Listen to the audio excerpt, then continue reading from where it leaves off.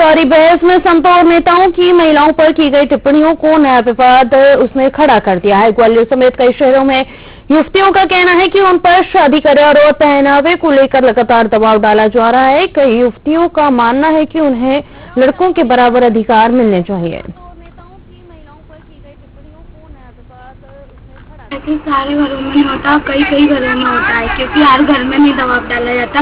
कई ऐसे घर भी होते हैं वो पढ़ाते भी हैं बच्चों को, और कई ऐसे घर भी होते हैं जो शादी के लिए दबाव डालते हैं।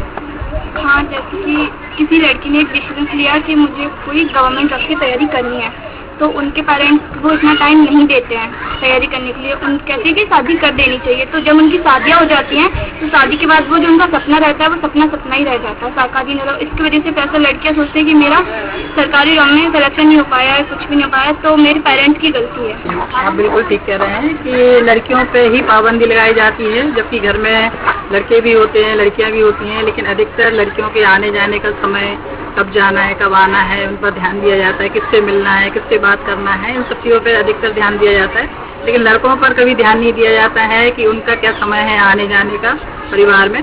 यदि हम लड़कों पर भी पाबंदी लगाएं और उन पर भी ध्यान दें तो कहीं न कहीं अपराधों में कमी आ सकती है।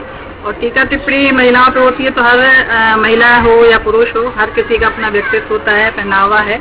लेकिन स्वतंत्रता जो मिली हुई है, हमें जो अधिकार मिल रहे हैं, इन सब चीज़ों के बारे में हमें ध्यान देना चाहिए कि स्वतंत्रता को हम अपनाएं, ना कि स्वच्छंदता को।